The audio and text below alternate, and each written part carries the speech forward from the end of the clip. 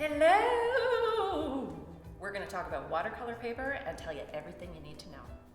All right, so here we are again, and this is another important topic about watercolor paper. Now, let's think about how paper is made. So it's a whole bunch of different bits of stuff. Sometimes it could be pieces of cotton, sometimes it's wood pulp, sometimes there are synthetic fibers. But when you put these pieces of whatever together, something has to hold it together, right? Because otherwise it's just going to turn into confetti, and this is not turning into confetti. What makes watercolor paper, specifically watercolor paper, is the fancy spandegled glue that holds it together. What that's called is sizing. Now the sizing that's put into watercolor paper is very, very unique. It's a gelatin, which means it's actually from like animal bones and sinew, but let's not think about that a little bit, because it's kind of gross. The sizing is a gelatin glue that's been put into the paper to make the paper react a certain way when you have water with it. So the sizing that's put into the paper that you would use for your sketchbook can't hold up to the weight of actually water on it. And if you've ever tried to paint in your sketchbook with water, you know what I mean, because the whole thing buckles and wiggles all over the place.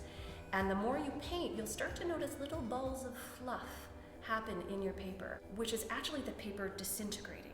So the more that you touch paper without the proper sizing in it, with water, it literally disintegrates.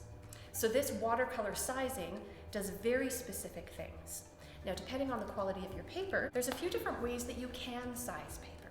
So there's internal sizing and external sizing.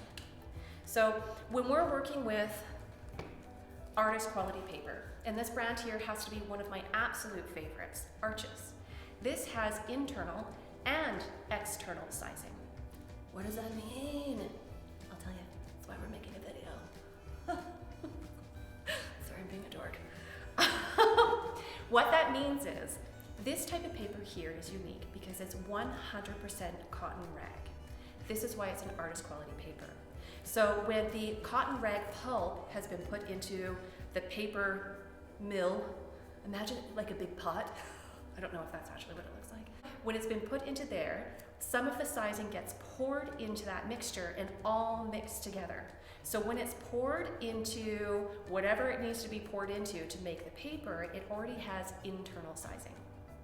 External sizing is when the paper is already made and it has been soaked in a bath of this gelatin sizing. That's the best way of doing it. You can do hand painted on sizing if you ever wanted to make your own watercolor paper. You could also do a spray to put it on, but the best way is to let it soak in this bath. Okay, so what does sizing actually do to the paper though? So sizing, specifically watercolor sizing on the paper, helps it so that water doesn't absorb into the paper fast. So it gives you more time to be able to work your paint on top before the paper dries, which is like a super bonus, like really. Also, because the sizing's in the paper, or external sizing on top of the paper, it allows your paint to kind of sit on the surface of the paper and not sink all the way through. And what that means is that your colors are going to look a lot brighter. When it sinks into the paper, they tend to look a little bit more dull. Sometimes you can tell quality of paper because when you do a wash on your paper, if the sizing isn't good, it will almost look blotchy or bruised. And it just means that it has uneven sizing on the paper. Some bits of the paint have sunk in and look very, very dull, whereas other bits of the paint have stayed on the top where it's supposed to, and they look really bright. So if you're ever painting on a piece of paper and if you notice some inconsistencies like that, it could be that you have crappy paper. You need to get better sizing. Now this sizing that's in the paper also makes it really easy to do certain specific watercolor techniques, such as lifting out or blotting techniques, because once again, the paint isn't sinking into the paper and staining it. So that bit of it just sitting on the surface for a little bit longer is key to making your paintings just sing with color and beauty.